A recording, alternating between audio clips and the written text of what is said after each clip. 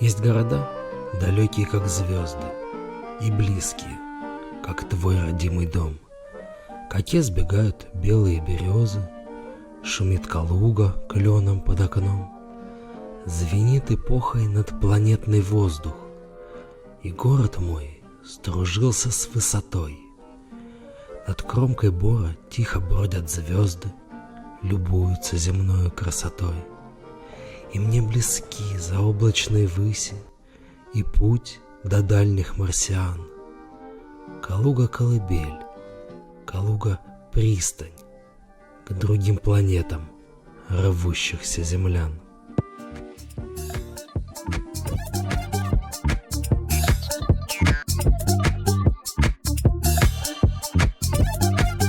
Над рекою, над окою тают белые дымки. Друзья, мы на море. Не на Черном, не на Красном и даже не на Баренцевом. Мы на Калужском море. В городе, который в своем роде подарил людям космос. Сегодня мы познакомимся с этим городом. Узнаем его историю, посмотрим достопримечательности, оценим экономический и промышленный потенциал. А также постараемся дать ответ на вопрос: а кому же в Калуге все-таки жить хорошо? Ну что, готовы? Тогда погнали!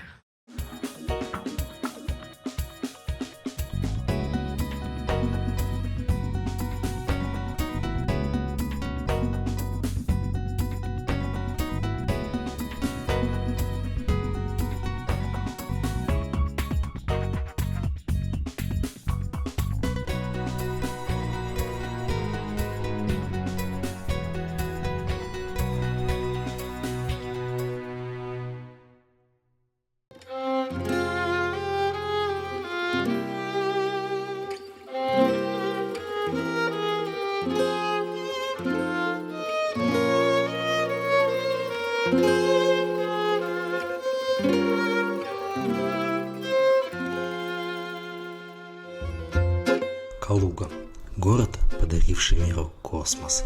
Расположен в центре восточноевропейской равнины на берегах реки Оки и ее притока Ячинки. Калужская область граничит с Московской, Тульской, Брянской, Смоленской и Орловской областями. С населением в 329 тысяч человек Калуга обгоняет по количеству жителей Белгород и приближается к Нижнему Тагилу. По площади город занимает 169 квадратных километров, что делает его немного больше Лихтенштейна, карликового государства в центре Европы, с самым высоким в мире ВВП на душу населения. Расстояние от Калуги до Сочи составляет 1500 километров, до Санкт-Петербурга 800 километров, до Владивостока 9300 и до Москвы 188 километров.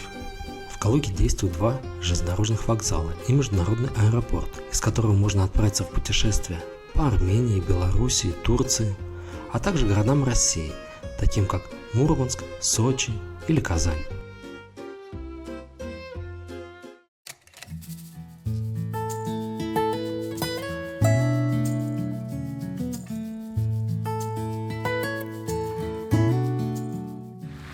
Начинаем нашу прогулку из самого сердца Калуги, с площади Победы. На ней находится монумент, приуроченный к 25-летию освобождения города от фашистских захватчиков. На монументе изображена женщина, держащая в руках спутник, как символ космонавтики, и серебристую ленту, символизирующую реку Оку. Также на площади Победы находится памятник Жукову, как символ победы в Великой Отечественной войне, и вечный огонь, который привезли сюда из Москвы прямо от могилы неизвестного солдата.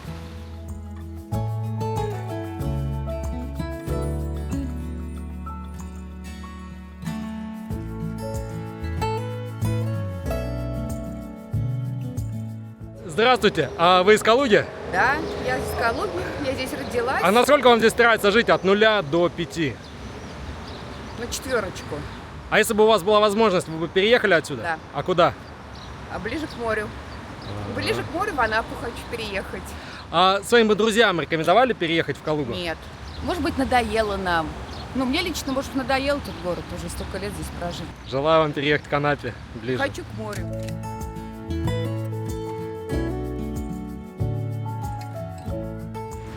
На проспекте Кирова, возле площади Победы, есть такой интересный монумент. Памятник ветерану, сидящему на лавочке.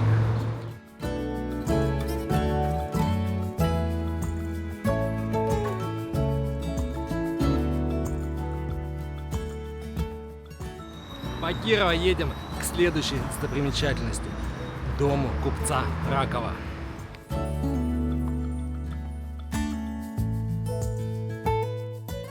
Перед домом купца Ракова на улице Кирова находится музей ремесла, архитектуры и быта, где можно познакомиться с ремеслами Калужской области. Интересно, магазин стройматериалов, здание музея открыли не случайно? А вы как думаете? Напишите в комментариях.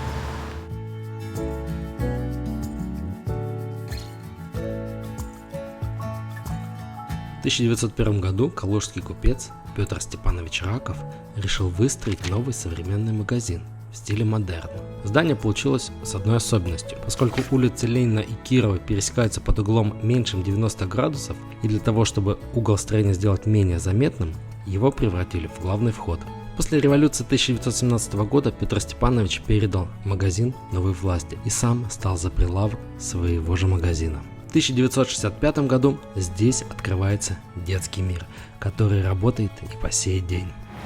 На пересечении улицы Кирова и Ленина, второй важной улицы города, стоит такой интересный памятник постовому и его собаке. В Калуге вообще полно таких интересных мини-памятников. За свою многовековую историю Калуга перенесла много бед и потрясений. Нападения соседей, голод, пожары, которым нет счета, эпидемию чумы. В периоды смуты здесь существовало альтернативное русское государство во главе с самозванцем Лжедмитрием II, а в 1918 году была провозглашена Калужская Советская Республика. Во время Великой Отечественной войны в 1941 году город пережил немецкую оккупацию. Но несмотря ни на что, город выстоял и стал крупным административным центром России. Калуга впервые упоминается в грамоте литовского князя Ольгерда в 1371 году. Этот год считается датой основания города. В 1489 году он окончательно вошел в состав Московского княжества. 15 декабря 1775 года Калугу посетила императрица Екатерина II. Результатом этой поездки стало учреждение наместничества и создание Калужской губернии. Со временем город становится крупным торговым центром. Во второй четверти 19 века Калуга по численности населения превышал такой известный торговый ярмарочный центр России, как Нижний Новгород. Однако со строительством в 1874 году Сызрано-Вяземской железной дороги, которая, как и Московско-Киевская, обошла город стороной, Калуга оказалась в отдалении от оживленных путей к западным и южным портам. Она превратилась из былого крупного всероссийского поставщика товарного хлеба в провинциальный городишко, в котором к 1904 году насчитывалось всего 35 мелких промышленных производств и трудилось около 2000 рабочих. С образованием 5 июля 1944 года Калужской области Калуга стала ее административным центром. Недалеко от дома купца Ракова на улице Кирова находится еще одна очень важная достопримечательность города Калуги – церковь Иоанна Предтечи. Построена она была в 1685 году и находилась на выезде из Калуги на Московском тракте. Сейчас на улице Московская. В советские времена в церкви находился колледж культуры, а после перестройки церковь была передана Калужской епархии. Вам нравится в Калуге жить от 0 до 5? Конечно. Конечно, Да. А вы здесь всю жизнь живете? Всю Да, жизнь живем я в тут Калужане. выросла и родилась. А хотели бы когда-нибудь переехать из Калуги? Нет, Нет, туда у нас тут и дети. А. нет. А друзьям или близким рекомендовали бы переехать в Калугу из других Конечно, городов? да. Конечно, да. Ну ладно, спасибо. Едем дальше к главной достопримечательности улицы Кирова.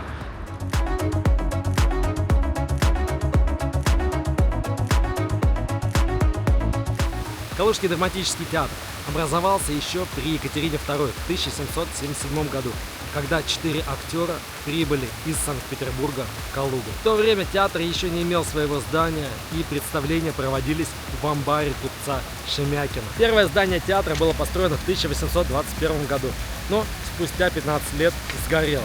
Следующее здание построили в 1875 году, и оно уже надолго стало домом Калужского театра. Однако в 1941 году оно было разрушено при бомбардировке.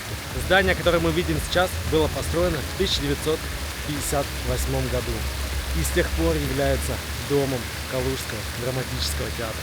Перед зданием театра находится театральная площадь. По вечерам здесь проходит музыкальное шоу «Фонтан».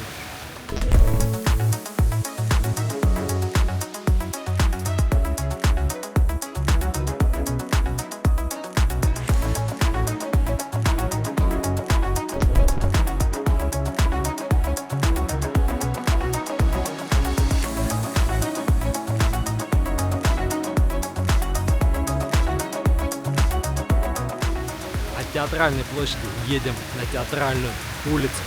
Познакомимся с ее историей. От театральной площади и Калужского драмтеатра отходит театральная улица. В прошлом она называлась Облупская и имела очень нехорошую репутацию. Здесь находилось много кабаков, и их посетителей после того, как они изрядно выпьют, могли легко облупить местные хулиганы. В 1812 году Облупскую улицу переименовали в улицу Кутузова, затем в Ленина, и только в 1969 году дали ей современное название Театральная улица. И не случайно. На Театральной улице находился Калужский драматический театр, а также театр юного зрителя. Именно на Театральной улице находится нулевой километр калужских автодорог. Привет, ты с Калуги? Да.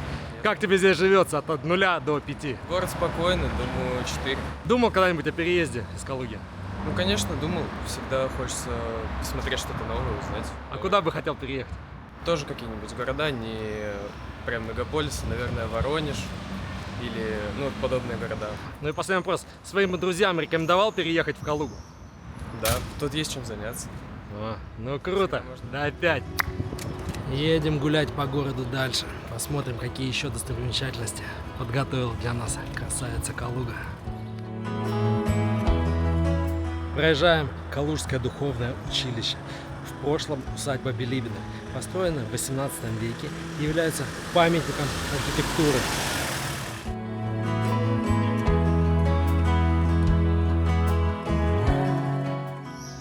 Напротив духовного училища мне попалось на глаза одно очень интересное, красивое здание еще старой застройки. Город является крупным промышленным центром. На предприятиях Калуги производят турбины для подводных лодок, тяжелые путевые машины для железнодорожного транспорта, газотурбинные двигатели для танков, сложное радиолокационное оборудование, цифровые устройства для радиоэлектронной аппаратуры и многое другое. Из ведущих машиностроительных предприятий города можно выделить Калужский двигатель, Калужский турбинный завод, приборостроительный завод «Тайфун», Калуга-Путь, МАШ. Также в городе развита пищевая и фармацевтическая промышленность. Калужская пивоваренная компания «ФС», в прошлом Калужский пивоваренный завод, выпускает такие известные марки пива, как «Три богатыря», «Миллер», «Эсса», «Жигулевская». В Калужский фармакластер входят 9 предприятий, выпускающих широкую номенклатуру лекарственных средств от едомарина до инсулина. Один из резидентов ассоциации – компания «Берлин Хими» или «Берлин Фарма», которая входит в состав фармацевтического холдинга «Минарини» из Италии. Располагается завод в технопарке Грабцево. Про экономический и промышленный потенциал Калуги нам расскажет директор инновационного производства, а в прошлом депутат городской думы города Калуги Кислов Станислав Валентинович. Станислав Валентинович, как оцениваете промышленный потенциал Калуги? Я считаю, что достаточно большой промышленный потенциал. Он был, он есть, он будет в будущем. Даже несмотря на то, что сейчас произошел некоторый спад, но предпринимаются все действия, которые возобновят этот потенциал, и все будет нормально. Хорошо. А стоит ли новым компаниям открывать производство в Калуге, в Калужском регионе? Естественно, потому что Калуга – это достаточно развитый промышленный центр с хорошей созданной инфраструктурой и для инвесторов, ну, в числе новых компаний. Так что you're welcome. Ну и наш коронный вопрос. Кому в Калуге жить хорошо? Калужанам. На улице Ленина, недалеко от городской управы, есть замечательное итальянское кафе. оно в точности передает атмосферу юга Италии, ну или по крайней мере Европы. А напротив нашего кафе находится Государственный педагогический университет имени Константина Эдуардовича Циолковского, второй по значимости вуз в Калуге.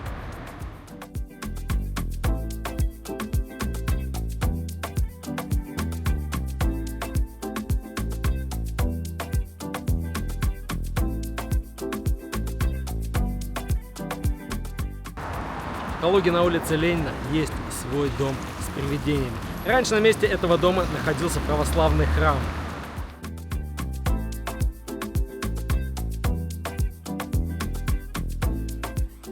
Внутрь дома заходить не будем. Поверим местным жителям на слово. На улице Ленина находится музей изобразительных искусств Калужской области. Начало ему было положено еще до революции калужским доктором Никанором Ивановичем Васильевым, который был увлечен искусством и к концу жизни собрал внушительную коллекцию. После его смерти в 1918 году в его доме открыли музей.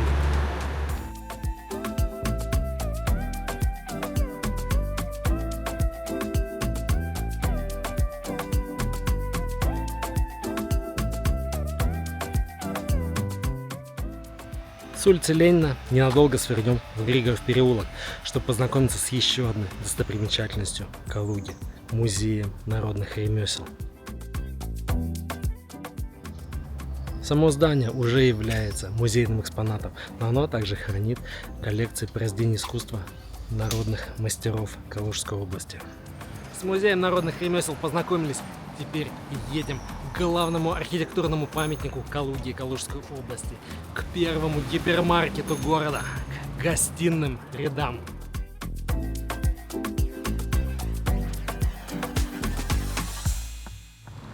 Изначально Калуга была купеческим городом. А что нужно купцам? Конечно же, торговый центр, где они могут продать свои товары. Поэтому калужскими купцами было решено построить гостиный двор, где они могут жить, хранить свои товары и продавать их калужанам. Сперва здесь находились деревянные лавки, но уже в 1784 году на деньги купцов строится первый торговый павильон.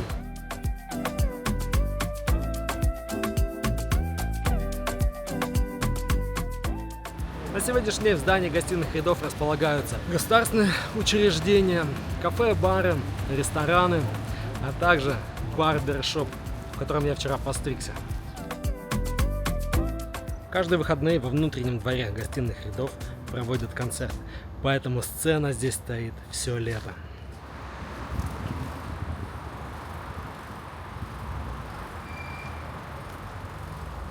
Скажи, насколько тебе нравится жить в Калуге?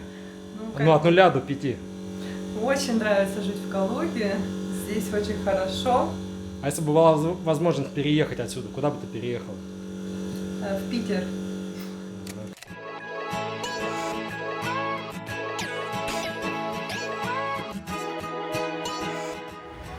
Напротив гостиных рядов находится администрация Калужской области, а перед администрацией стоит памятник московскому князю Ивану III. Именно он начал объединение Руси вокруг Московского княжества.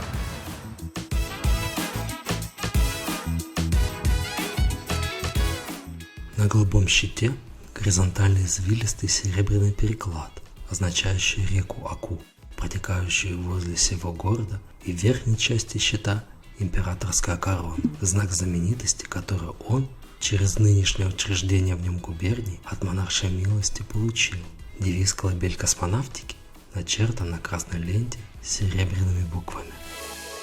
От площади Старый Торг администрации Калужской области едем в парк культуры и отдыха Калуги. Начнем знакомство с парком со смотровой площадки, откуда открывается вид на реку Аку, мост и понтонную переправу, а также на правый берег города Калуги. Поедем прокатимся по парку, посмотрим, что здесь еще есть интересного. В парке культуры и отдыха растет самое старое дерево Калуги. Этому дубу 140 лет. Его высота 140 метров, а в обхвате он достигает до 4 метров. Справа от дуба в глаза бросается красивое красное здание еще дореволюционной постройки. Это дом дворянского собрания. В 1850 году было проведено первое дворянское собрание, которое впоследствии проводилось каждые 3 года. Все остальное время в этом здании проводились балы, выставки, литературные вечера и другие светские мероприятия. Среди самых известных гостей можно отметить пианиста Николая Рубинштейна, писателя Алексея Толстого и императора Александра II. В 1906 году в этом здании прошли первые выборы в Государственную Думу Российской империи. Выборщики из 11 уездов и города Калуги выбрали первых 5 депутатов в Государственную Думу. После Октябрьской революции здание было отдано под казармы и дворец труда, а в 1961 году здесь открыли дворец пионеров, названный в честь Юрия Гагарина. На сегодняшний день в здании находится Министерство образования Калужской области и Центр дополнительного образования. От Дома дворянского собрания и самого старого дуба мы едем к самому старому фонтану города Калуги, который тоже находится в парке культуры и отдыха.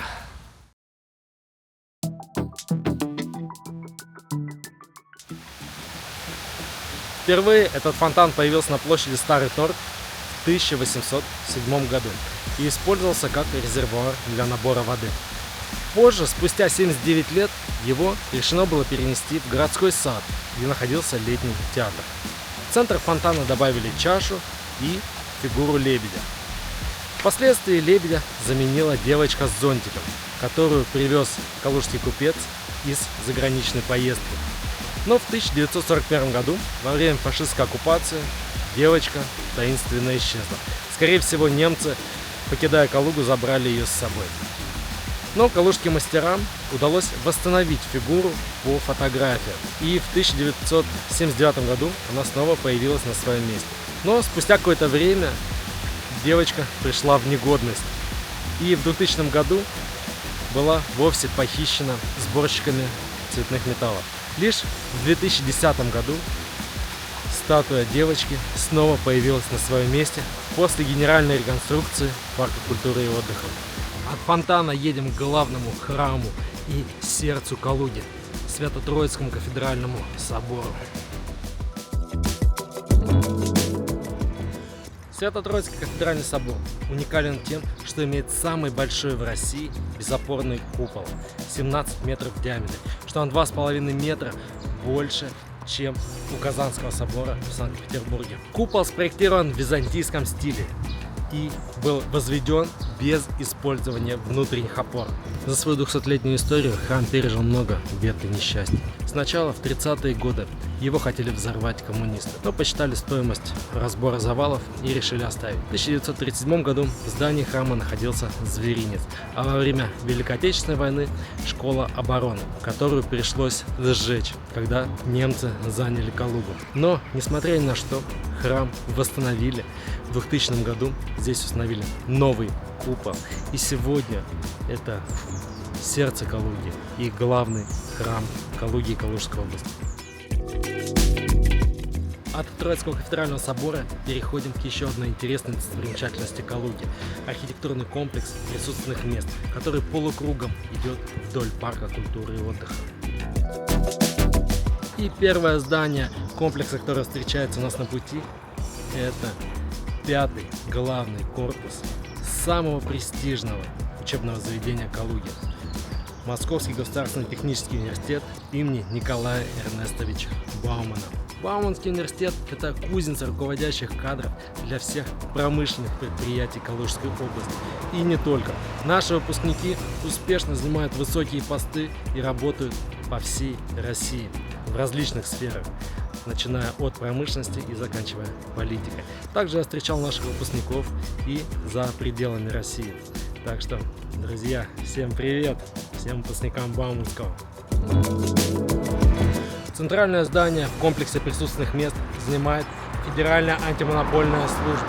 Присутственные места были спроектированы и построены главным калужским архитектором Петром Никитиным более 200 лет назад. Место выбрано не случайно. В давние времена на этом месте находился деревянный Кремль, вокруг которого и разрасталась Калуга. Конечно, от Кремля уже не осталось ни единой доски, зато присутственные места, несмотря на свой 200-летний возраст, чувствуют себя просто замечательно, выглядят как новые. Все здания комплекса соединены между собой арками, знаменитые калужские арки. В крыле, находящемся слева от входа в парк, располагается духовная семинария и резиденция митрополита Калужского-Боровского.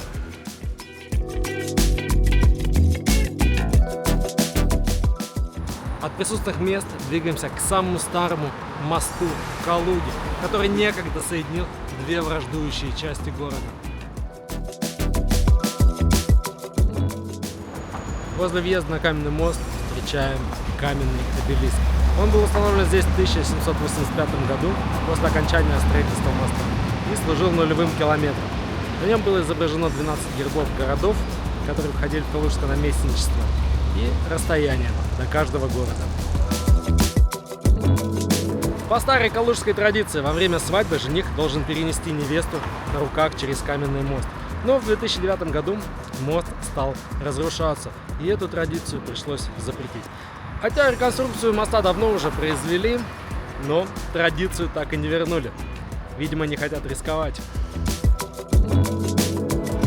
Мост был спроектирован и построен калужским архитектором Петром Никитиным в 1780 году по приказу Екатерины II. Строительство моста длилось на удивление быстро, с 1778 года по 1780, около 3 лет. Каменный мост соединил две части Калуги, разделенные Бирюзуйским оврагом. По одну сторону Бирюзуйского оврага, то, откуда мы приехали, находился деревянный Кремль, а на другой стороне селились и жили берендеи. Берендеи – это ремесленники, которые специализировались на производстве военной амуниции. Они делали берендейки, такая перевесь с патронами для стрельцов. Там же находились кожевенные мастерские и их деревянные хижины. Берендеи постоянно враждовали с жителями крепости. Это вечная борьба деревни и города, пролетариата и буржуазии, если их можно так назвать. Каменный мост построен по принципу римского акведука. Опирается на 15 каменных арок, имеет длину 160 метров и высоту 23 метра. Поэтому это не просто переправа через Бирюзуйский овраг, а объект федерального культурного наследия. В нулевых Калуга приобретает статус российского Детройта и ведущего автопроизводителя.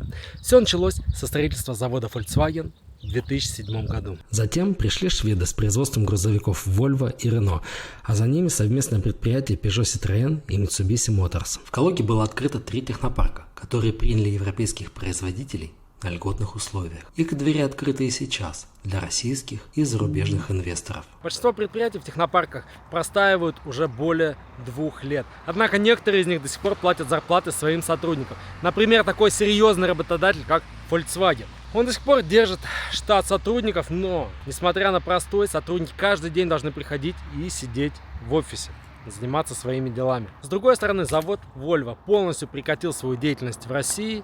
Сотрудники были уволены, либо переведены в другие филиалы по всему миру. А завод Peugeot до сих пор работает. Правда, непонятно, что он производит. Либо сотрудники завода наладили собственное производство, либо уже договорились с китайскими коллегами. За каменным мостом встречаем здание в стиле русского классицизма 18 века. Изначально здесь располагалась городская усадьба, дом Калагривый. Но с 1897 года сюда переехал Калужский краеведческий музей. На данный момент это здание имеет статус объекта культурного наследия федерального значения.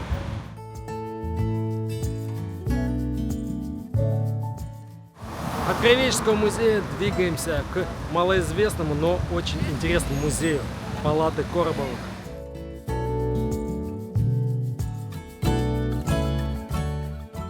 Палаты Коробовых построены по принципу деревянных хоромы в 2 сруба с сенями и крыльцом. Здесь мы видим как старинный русский стиль, так и московская барокко. Первая запись о доме появилась в 1697 году. Хоромы принадлежали купцу второй гильдии Коробову. После его смерти усадьба пришла в запустение. Лишь во второй половине 19 века жена военного министра Сухозанят приобрела их и передала дворянскому собранию. В 1891 году здесь открыли музей. В этом музее можно познакомиться с бытом русской избы, такой, какой она была 300 лет назад. А сейчас мы поедем к памятнику, который является символом Калуги. Этот монумент можно увидеть на всех открытках и картинках, связанных с Калугой.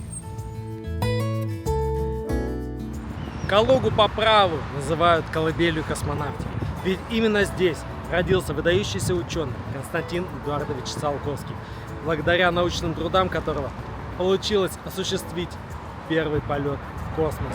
Именно поэтому на свой 600-й юбилей в подарок Калуга получила монумент, изображающий Юрия Гагарина, первого космонавта, полетевшего в космос, а под ним 11-метровая сфера, символизирующая Землю. Монумент, прозванный в народе «Шарик», стоит на пересечении дорог, ведущих к центру города, поэтому это первое, что видят гости города. Перед шариком стоит гигантская лавочка. Не знаю, как на ней сидеть, но полежать самое то. Еще ниже монумента расположились каменные барельефы, на которых изображены значимые моменты из истории города. На самом большом высечен Константин Эдуардович Циолковский. Раз речь зашла о Циолковском, было бы хорошо посмотреть на дом ученого. Тем более это совсем рядом. Погнали!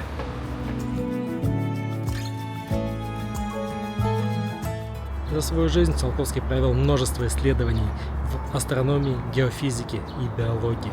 Также ему принадлежат такие изобретения, как аэростат, дирижабль, поезд на воздушной подушке, обтекаемый аэроплан, а также он доказал, что единственный возможный способ подняться в космос – это аппарат с реактивным двигателем – ракета.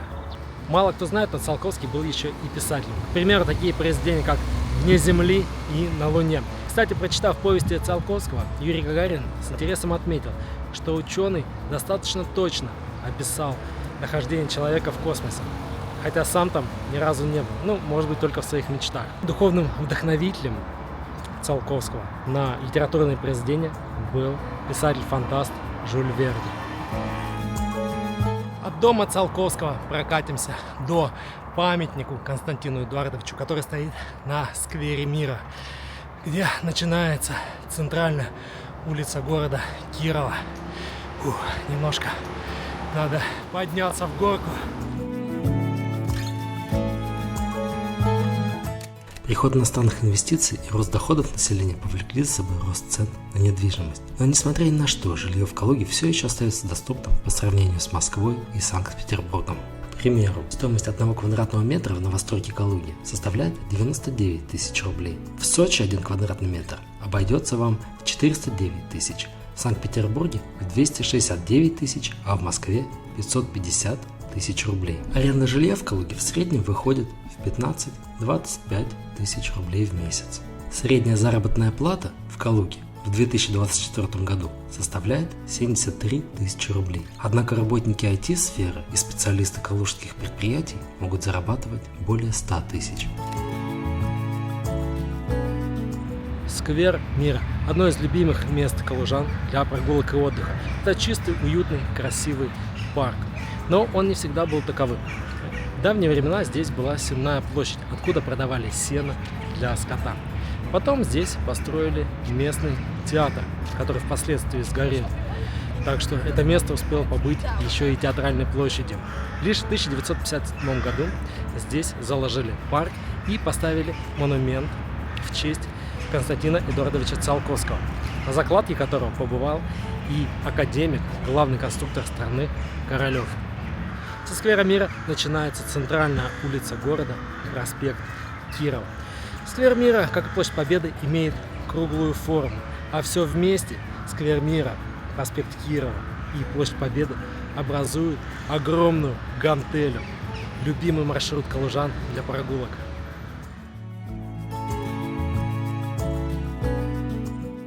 От сквера мира двигаемся к другому, не менее известному парку Калуги, парку Константина Эдуардовича Циолковского.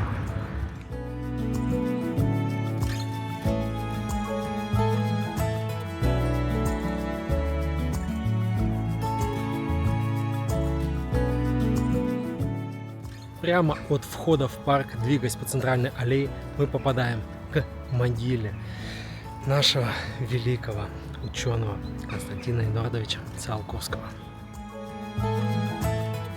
Во времена Циолковского этот парк назывался Пушкинским, и Константин Эдуардович жил отсюда недалеко, поэтому по вечерам он любил прогуляться в тени липовых аллей и расслабиться после напряженного рабочего дня. И было от чего расслабляться. Друзья, 148 научных трудов, более 600 рукописей, плюс еще литературные произведения. Нагрузка колоссальная, а магическая сила природы помогала ему расслабиться. Эти липы еще помнят ученого.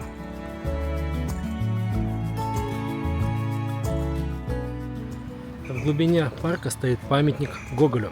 А что же Николай Васильевич забыл в парке Циолковского?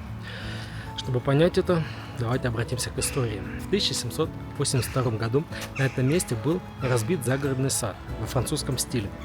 Затем в этом саду появился дом для ссыльного крымского хана Минегли-Гирея. Дом впоследствии стал губернаторской дачей.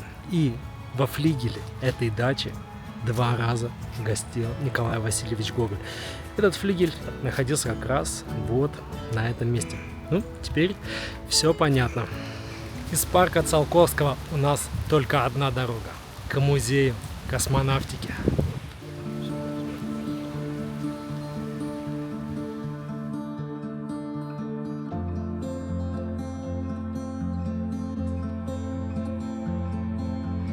Буря надвигается на нас. Пойдем укроемся от дождя под ракетой.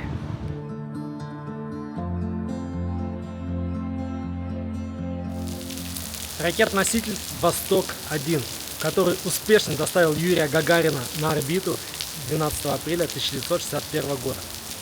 На самом деле он был не один. У него был брат-близнец. На всякий случай, если что-то пойдет не так. После удачного завершения операции ракета была подарена Калужскому музею космонавтики. Правда, до отправки в музей ракете пришлось немного путешествовать. Ее возили на различные выставки по всему миру. И только в 1973 году она вернулась, точнее приехала на свое постоянное место жительства в Калужский музей космонавтики. Калужская ракета вполне рабочая. И если в нее поставить двигатели, она еще может полететь в космос. А вот с задачей укрытия от дождя она справляется плохо. Поэтому мне пришлось подняться и укрыться от дождя под платформой.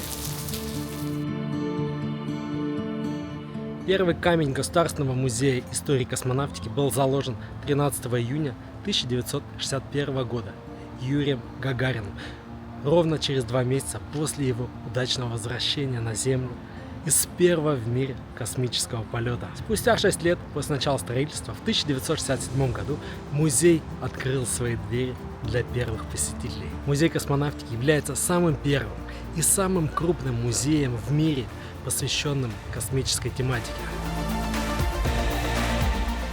А вот так у нас выглядит орбитальная станция. Ну что, зайдем?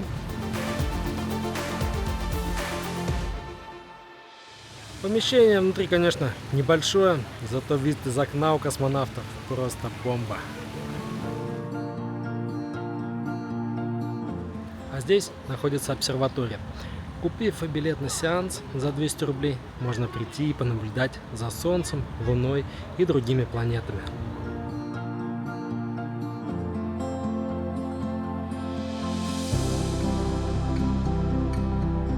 Основное здание музея состоит из 2 частей. Старая часть и новая, которая открылась буквально несколько лет назад. В музее хранится все, что касается космической тематики.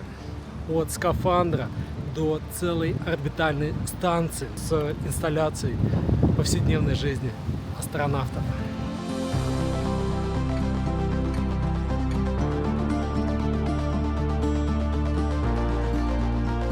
И снова появилось солнце. А это значит, мы поедем на Калужское водохранилище провожать закат.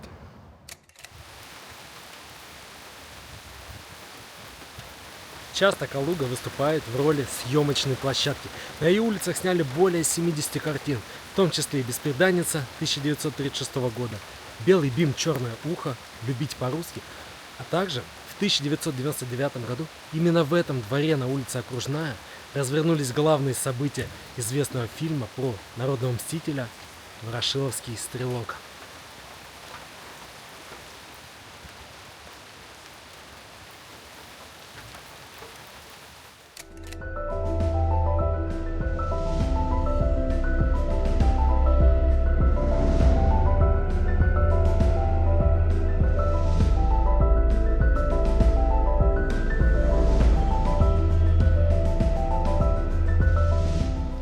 Провожаем закат под дождем.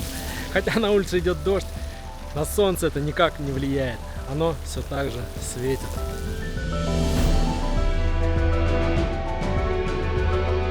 Закат просто бесподобный. Не хуже, чем на Ибице в кафе Del Mar. Кстати, здесь есть кафе Пурпур. Вот я бы его назвал кафе Del Mar. А что? Закаты есть. Диджей периодически играет. А то, что море Калужское, а не Средиземное, ну так это ж мелочи. Ячинское водохранилище было построено к Олимпиаде 1980 года и служило площадкой для проведения различных водных соревнований. До строительства водохранилища на этом месте был огромный луг, через который протекала река Ячинка и впадала в Аку. Длина водохранилища 2,5 километра, в ширину максимум 800 метров и глубина достигает 7 метров. Местные жители рассказывают, что здесь встречается такое явление, как шаровая молния, которая летает в определенном месте водохранилища. Правда это или нет, непонятно. Но несчастные случаи с внезапными ударами током туристов периодически случаются. Несмотря на все аномалии и загрязнения Калужского водохранилища, его набережная стала самым лучшим и самым красивым местом для вечерних прогулок. Кстати, на Калужском водохранилище есть трасса для вейкбординга. В 2015 году здесь даже прошел чемпионат России.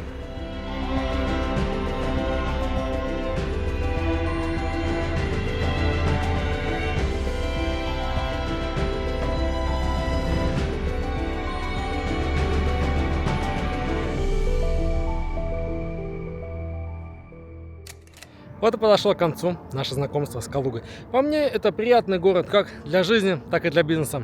А вам напишите в комментариях. Теперь к нашему основному вопросу. Кому же в Калуге жить хорошо? Как видим, мнения разделились. Многие прожили здесь всю жизнь и уезжать отсюда никуда не собираются. Другие же наоборот, уже упаковали чемоданы и ждут только подходящего момента, чтобы переехать в другой город.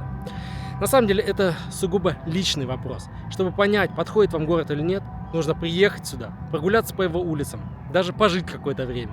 Только после этого можно сказать: да, я люблю Калугу, либо нет, мне подойдет больше другой город.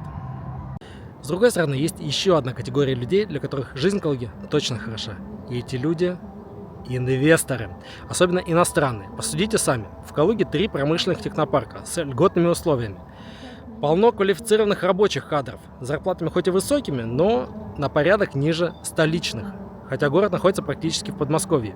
Удобное месторасположение, есть международный аэропорт, доступные цены на жилье и питание. И это только малая часть тех преимуществ, которые предоставляет город. Чего же более? Если вы решили открыть завод, Хош Келденис, Хуанин, welcome, добро пожаловать в Калугу. А если вы просто решили попутешествовать, весело провести выходные или сменить обстановку, Калуга также идеально подойдет и для этого. Так что, друзья, больше путешествуйте, будьте счастливы и до новых встреч. А мне пора ехать открывать новые города, которых в России еще полно.